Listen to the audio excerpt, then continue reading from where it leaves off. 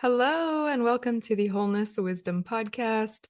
My name is Erin, and I'm an alternative holistic practitioner in the methods of wholeness work and core transformation to help people transform their issues in life and really live from a place of egolessness as this one open, free being. So, for today's episode, I would like to continue the conversation about switching from the inner narrative way of being in our lives with the blah, blah, blah happening all the time to more of a free sense of just living from being without having to take all of our interpretation about the world from the mind. So, in order to open up this conversation today, I want to introduce the topic, which is switching from processing our issues in a verbal way or an intellectual way to processing our lives and our emotions really through experiential methods. So, first, to just say, what are intellectual ways of processing? There are usual typical therapies, cognitive behavioral therapy, talk therapy. When we tell someone a problem that we're going through, we express what we think it is like, the situation, how we feel about it, and then they offer back their perspective. So psychoanalysis falls under this category, talk therapy, really any kind of way of verbal processing. And the drawbacks of those kinds of therapies are that sometimes creates a distance between our lived experience and interpretation. So it takes a certain amount of time to go from immediate experiencing to an interpretive model of what's going on. It has to filter through all of our conditioning, become words, and then another person takes those words in, filters through all of their conditioning, and then has to come up with a response. So there's so much lost in that process. So, as we often say, body language is 70% of communication. So, just considering that 30% of communication is really carrying very little compared to a full experience. So, that is to say, there are lots of benefits from working in a different way, but what do we mean when we talk about working in an experiential way? So experiential types of therapy or processing include through the body kind of work. So meditation, walking meditation, yoga, Zen, massage, breath work, and also somatic experiencing, EMDR. And when we look at the benefits of that kind of work, it's really shifting from a considering or a thinking place to a being place. And welcoming is really the key to anything transforming in our experience. And just by moving from what's immediately happening now to what we think about what's happening now, in that there's a resistance to what's happening now in the immediacy of the experience.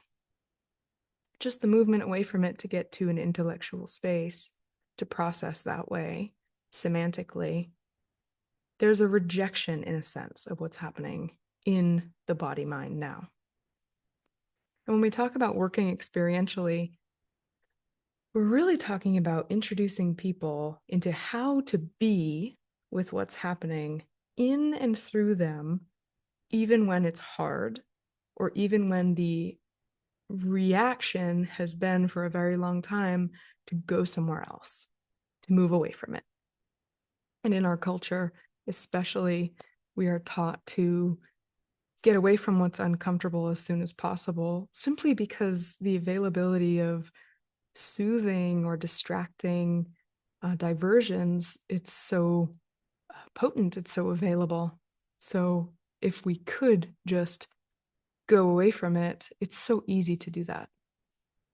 But when a person is committed to actually moving through what's keeping them kind of stuck or kind of numb, stepping into that place of welcoming is really key. And we can do that through experiential modes of work.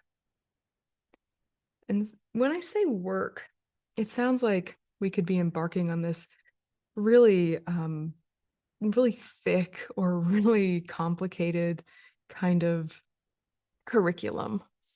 And the truth is that it simply is learning how to welcome what's happening now. And even more than learning, so much of it is remembering. Because when we were young, when we were babies or we were children, everything was immediate. There was very little recognizing or thinking again about what was happening. It was very much just happening now. And the reactions were coming from that same place of immediacy, not to get away from what was happening as much as just being in the flow of what was coming through us. So less about having to learn how to do that, and it's more unlearning what we've been doing since then to avoid our experience.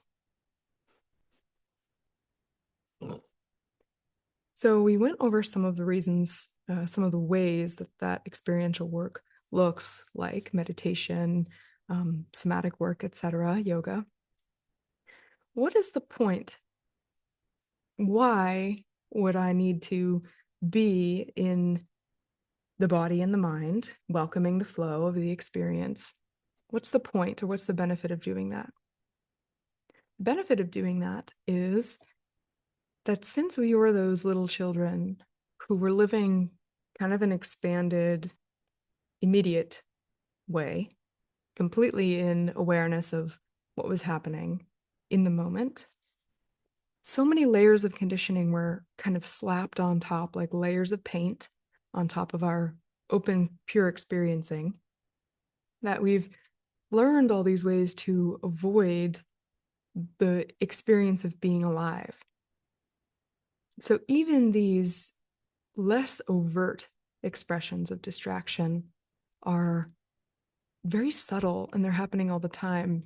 And it can simply look like daydreaming, or habitually picking up the phone and scrolling through social media, or finishing a cup of coffee before even really tasting the coffee, just wanting to get to the next thing, wanting to be in the next 10 minutes of our day when we're still right here in this moment. These really subtle distractions, they take a lot of effort and they take a lot of strain. It takes a lot of effort to be wishing we were in another moment. Every cell in our body is resisting what's happening now.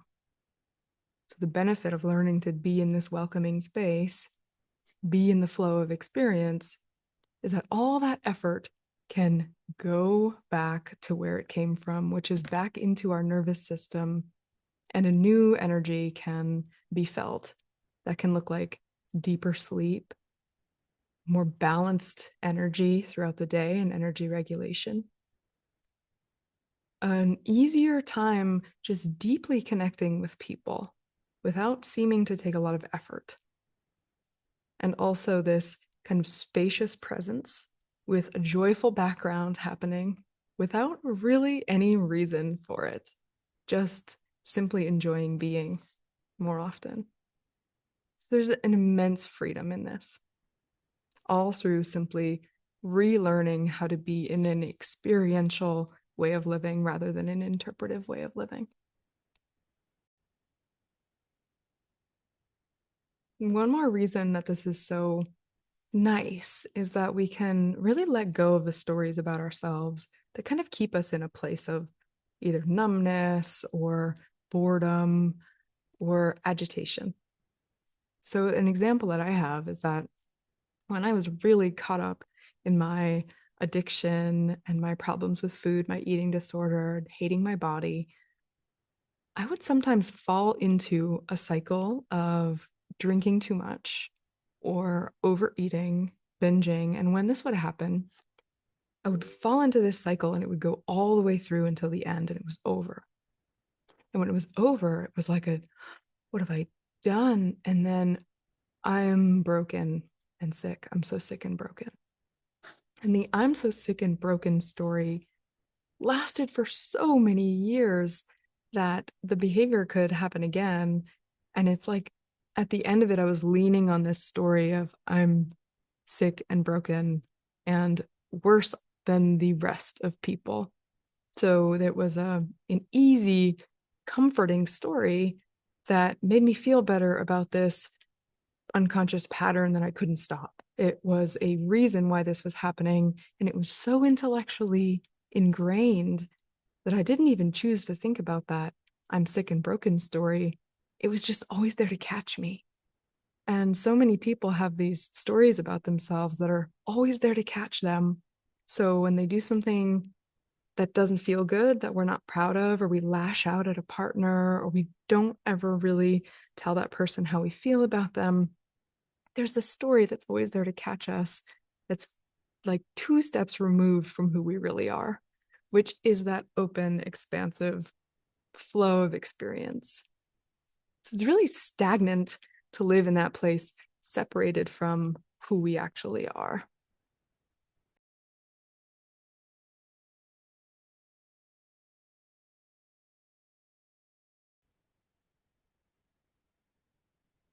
This leads me to talk a little bit about the intersection of what I'm talking about and ancient spiritual traditions, and also quantum physics and mechanics and the discoveries that have happened in the last 5 to 10 years in that realm, which really backs up what I'm saying. Non-duality is it's a way of thinking. It's philosophy before philosophy was a thing, and it is very much, it's coming out of India, and the idea that everything is deeply interconnected, and not only interconnected, but it's all resting on the same ground of being, and that everything that seems to be separate is fundamentally interconnected. This very nicely lines up with quantum physics and what we know today in the realm of quantum physics.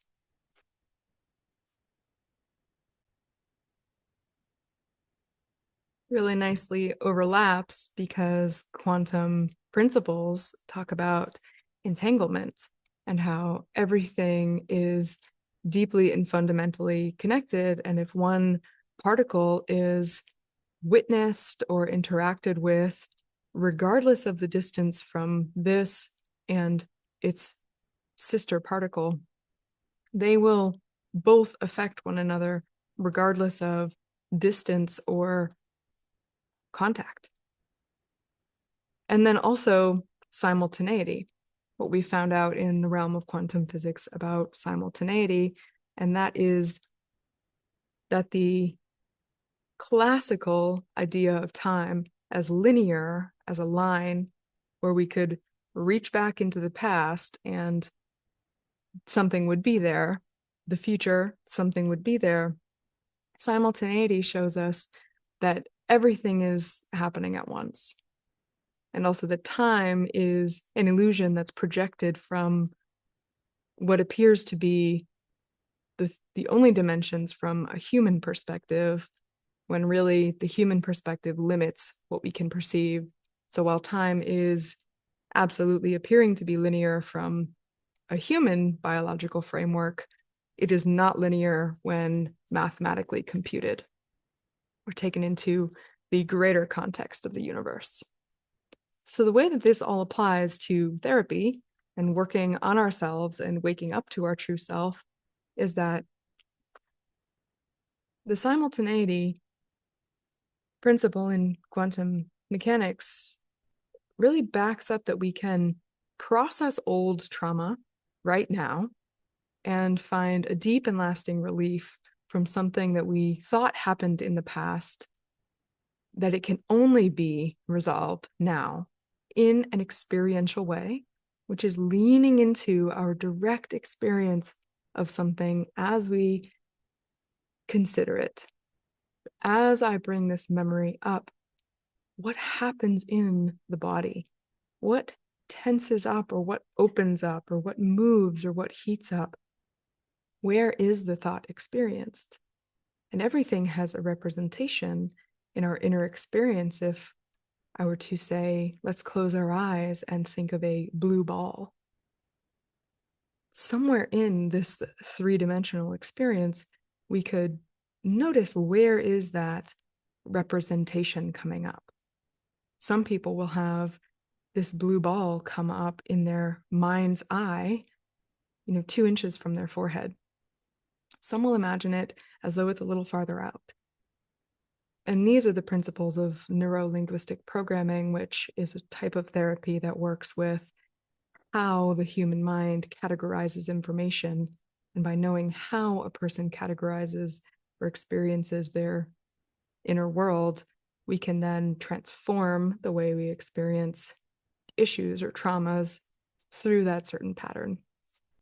So wholeness work uses that with these Eastern principles of non-duality or presence, experiential work, to work through what we think is really bothering us in the past, right now, through the body-mind. And in that welcoming space, there is complete transformation available that we cannot get through intellectual means. It's always removed when we try it that way. So the implications of these quantum notions and this non-dual kind of work on oneself is that the idea that everything is interconnected and that our being is resting on the same fundamental field of awareness, consciousness, universal intelligence, whatever you want to call it, God.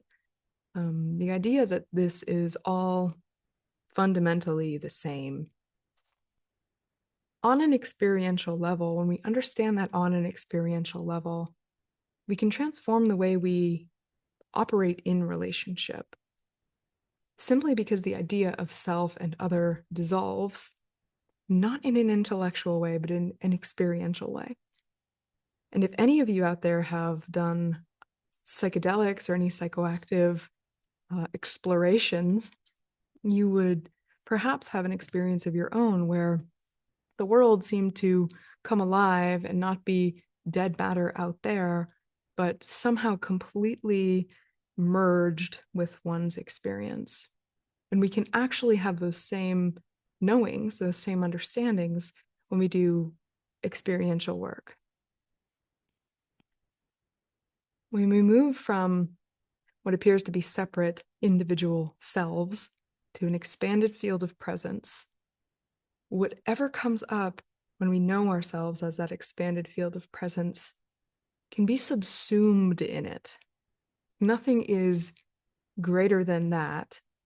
So what appeared to be the biggest problem in my whole life, where I needed to go teach someone a real good lesson about their behavior, I'm experiencing myself as this whole field of expanded awareness.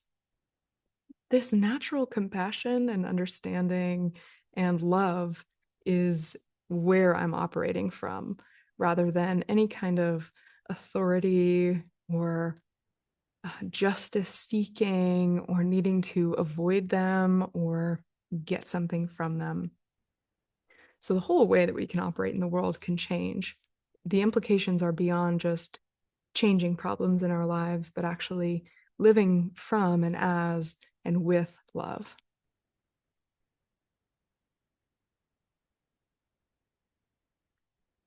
So I can give a practical example now to kind of wrap it up of what this shift looks like.